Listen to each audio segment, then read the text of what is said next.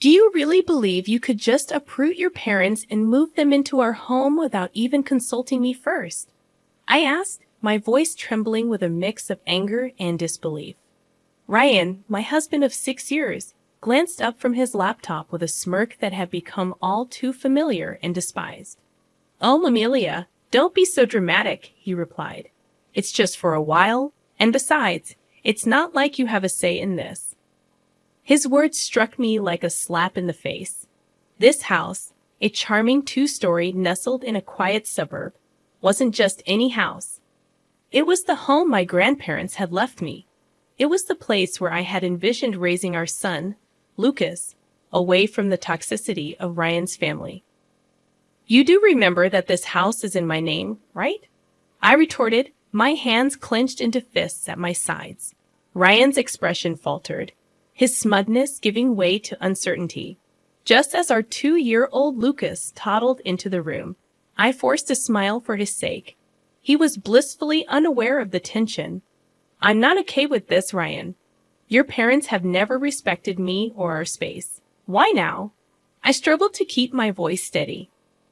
Ryan shrugged indifferently, stoking my frustration. "Their family, Amelia. You wouldn't understand." The word family echoed in my mind mockingly. My own family, who ran a small but beloved coffee shop in town, had always been my sanctuary.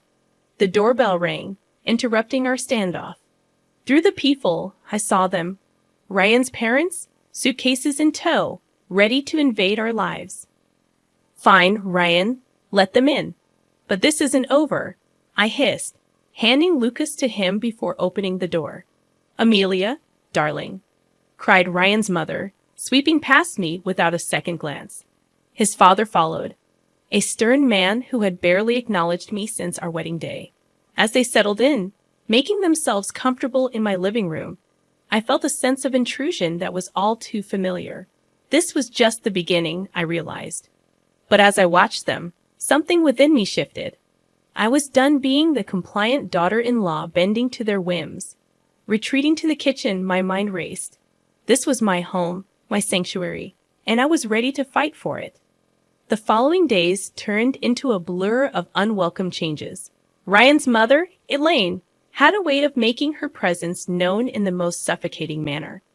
She rearranged my kitchen, criticized my parenting, and treated our home as if it were her own. "Lucas shouldn't be eating that, Amelia. It's not healthy," Elaine chided one morning as I prepared Lucas's breakfast. Returning a sharp retort, I felt the familiar sting of her judgment. "He's fine, Elaine. It's just cereal," I sighed, shaking my head. "In our house, we believe in a proper diet. You really should learn." Her comments were like needles, each one pricking at my patience. Ryan, as usual, was of no help, buried in his work and oblivious to the growing tension. One evening, as I put Lucas to bed, Elaine barked into his room. "He's still not sleeping through the night. You must be doing something wrong." Her words were a slap in the face, undermining my efforts as a mother. "I'm doing the best I can," I snapped, unable to contain my frustration. "Your best isn't good enough. Maybe if you had a real job and some structure in your life," she retorted. I felt the surge of anger. "This is my house, Elaine. You're a guest here. Don't forget that." Her laugh was cold and dismissive. "Oh dear, Ryan never mentioned how delusional you are. This is his house too, and as his mother, I have every right to be here." The following day, I reached my breaking point. I found Elaine in Lucas's room, going through his drawers. "What do you think you're doing?" I demanded, my voice trembling with anger. "I'm just organizing." "This room is a mess," she replied, not even bothering to look at me. "That's it. I want you out of my house now," I exclaimed, feeling a mix of fury and desperation. Elaine turned to face me, her expression one of mock surprise. "Your house? Oh, sweetie, you're just the wife. This is Ryan's house too, and he wants us here." I stormed out of the room, my mind racing with 1,000 thoughts. Ryan's betrayal, Elaine's intrusiveness, the way they dismissed my feelings. It was all too much. I had grown tired of being pushed around, weary of my home being invaded by people who had no respect for me. That night, as I lay in bed, a plan began to form in my mind. I was going to take back control of my life, my home, and my son's future. Ryan and his parents had crossed a line, and it was time for them to learn that I wasn't going to be their doormat any longer. The fight was just beginning, and I was ready. A few days later, Ryan dropped a bombshell during an already tense dinner. My parents need to stay with us longer. Their house is undergoing renovations, he said nonchalantly, as if it were the most natural thing in the world. I felt my blood boil. Longer, Ryan? We never discussed them staying in the first place, I objected. He shrugged, avoiding my gaze. It's just for a few more weeks. What's the big deal? The big deal is that your mother treats me like an intruder in my own home. I snapped, my frustration reaching its peak. Elaine, overhearing our conversation, chimed in with her usual condescending tone. Amelia, you're overreacting. We're family. You should be more accommodating. Their words echoed in my mind, fueling a growing resolve. I wasn't going to let them walk all over me anymore. It was time to fight back. The next morning, I called my brother Alex, who had always been my confidant. They're taking over my life, Alex. I can't take it anymore. I confessed, choking back tears. Alex's voice was firm and supportive. Amelia, you need to stand up for yourself. Don't let them bully you. It's your house, your rules. His words were the push I needed. I decided to confront Ryan, but this time I would be prepared. I gathered evidence of Elaine's overbearing behavior, the rearranged kitchen, the disrupted routines, her constant belittling comments. Confrontation day arrived. I waited until Elaine and Ryan were in the living room. We need to talk now, I announced, my voice steady despite the storm raging inside me. Ryan looked up, surprised by my tone. What's this about, Amelia? He asked. It's about your parents, Ryan. Their constant interference, their disrespect for my boundaries. It ends today, I declared, holding up my list of grievances. Elaine scoffed. This is ridiculous. We're just trying to help. Help by undermining me at every turn, by treating me like I don't matter in my own home. I countered, my anger palpable. Ryan shifted uncomfortably. Amelia, they're my parents. We can't just kick them out, he protested.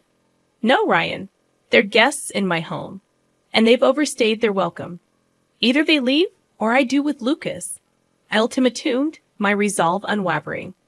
The room fell silent, the gravity of my words hanging in the air. I saw the flicker of realization in Ryan's eyes, but it was Elaine who spoke first. You wouldn't dare, she hissed, her facade slipping. Watch me, I retorted, my voice laced with determination. That night, Ryan's parents packed their bags. As they left, Elaine shot me a venomous look. You'll regret this, Amelia, she warned.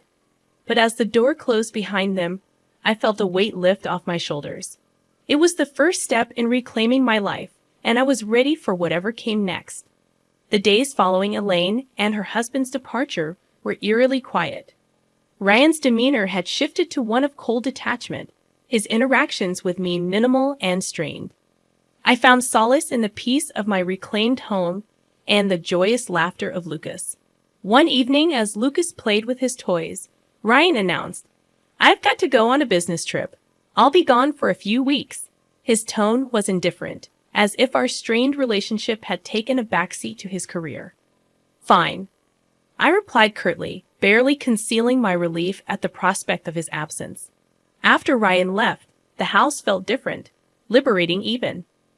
I started to revert the changes Elaine had imposed, each alteration feeling like a small victory. But the true turning point came when I stumbled upon a series of emails on Ryan's laptop, which he carelessly left open. They detailed an affair, an ongoing betrayal that cut deeper than any of his mother's snide remarks.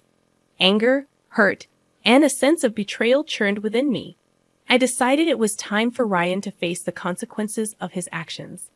I began to meticulously plan my next moves, each step calculated to ensure that Ryan and his family paid for their deceit and manipulation. The first step was to secure my financial and legal standing. I contacted a lawyer, explained my situation, and started the proceedings for what was now an inevitable divorce. Next, I turned my attention to the house, the symbol of my grandparents' legacy and my independence. I reached out to a real estate agent. I want to sell the house quickly and quietly, I told her. She was taken aback but sensed the urgency in my voice. Are you sure about this, Amelia? This is a big decision, she cautioned. I've never been more sure of anything. I replied with a resolve born of betrayal and newfound strength. The house went on the market, and within days, offers began to roll in. The thought of Ryan returning to find his precious control stripped away brought a bitter satisfaction. In the midst of this, I reconnected with my family, drawing strength from their support. We're here for you no matter what, my father assured me as I watched Lucas play, innocent and unaffected by the turmoil. I made a silent vow to protect his happiness at all costs. Ryan's return loomed on the horizon, but I was no longer the woman he had left behind. I was ready to confront him, armed with the truth and a plan to reclaim my life. The day Ryan returned was marked with a tension that hung thick in the air. I had rehearsed this moment in my mind, envisioning every possible outcome. Yet my heart raced as I heard his key turn in the lock. Amelia, I'm home, Ryan called out, his voice echoing through the now unfamiliar space. I emerged from the kitchen, my posture rigid. Welcome back, Ryan. We need to talk, I announced. He glanced around, noticing the changes I had made. What's going on? The house looks different, he remarked. I didn't flinch. I sold the house, Ryan. It's no longer ours. His face contorted with disbelief. You did what? You can't just sell our house without telling me, he protested. It's my house, Ryan. And after what I discovered, I don't think you have a say anymore. I said my piece, my tone steady but laced with simmering anger. He scoffed, trying to regain his composure. What are you talking about? The affair, Ryan? I know everything, I revealed, watching as his facade crumbled. His attempt at denial was weak and short-lived. Amelia, it's not what you think, he pleaded. I think it's exactly what it looks like. You betrayed me, our family, I retorted, the hurt evident in my tone. Ryan's expression shifted from shock to anger. You're overreacting. We can work through this, he insisted. There's no we anymore, Ryan. I'll file for divorce, I declared, handing him the papers. The ensuing conversation was a blur of accusations and denials, but I stood my ground. The man I had married was gone, replaced by a stranger fueled by selfish desires. As he stormed out, vowing to fight the divorce, I felt a sense of liberation mixed with apprehension. I had taken the first step towards a new life, but the battle was far from over. In the following weeks, the reality of our situation became public. Ryan's parents, once so imposing and confident, were now caught in the crossfire of their son's indiscretions. Their attempts to contact me were met with silence. I had severed all ties, focusing solely on Lucas and the finalization of the divorce. The day of the court hearing arrived. Ryan looked defeated, the weight of his actions finally dawning on him as the judge granted the divorce and custody of Lucas to me. I felt a sense of justice. Ryan's plea for reconciliation after the hearing fell on deaf ears. You made your choice, Ryan. Now live with it, I said, turning away from him for the last time. The news of our divorce and Ryan's affair spread, affecting his reputation and relationships. His parents, once so proud and judgmental, were now shunned by those who had once respected them.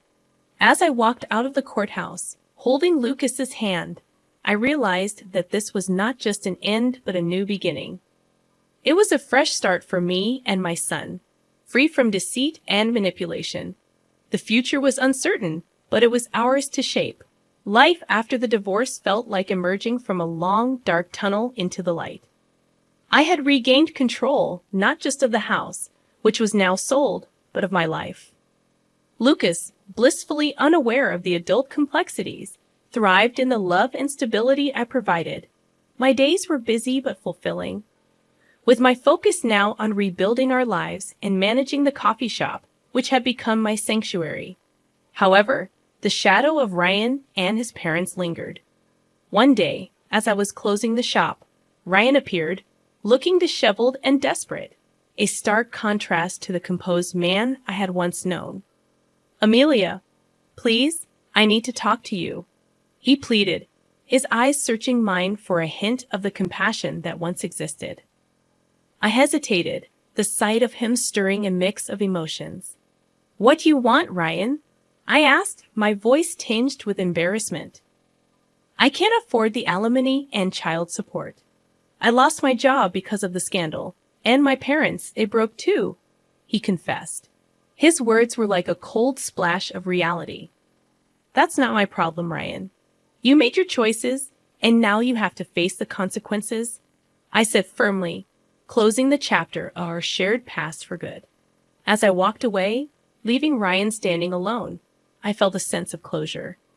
The journey had been painful, filled with betrayal and heartache, but it had led me to a place of strength and independence. Life moved on. Lucas grew, his laughter and curiosity filling our home with joy. The coffee shop flourished, becoming a hub of warmth and community. As for me, I found contentment in the simple pleasures, the smell of fresh coffee, the sound of Lucas's giggles, and the support of friends and family. Ryan and his parents became distant memories, their legacy a cautionary tale of the consequences of betrayal and selfishness. My journey had taught me the power of resilience and the importance of standing up for oneself. As I locked the shop that evening, I looked up at the sky, its hues of orange and pink signaling the end of another day. I smiled, holding Lucas's hand tightly. Our future was uncertain, but it was bright. We were moving forward, one step at a time, into a new chapter of our lives.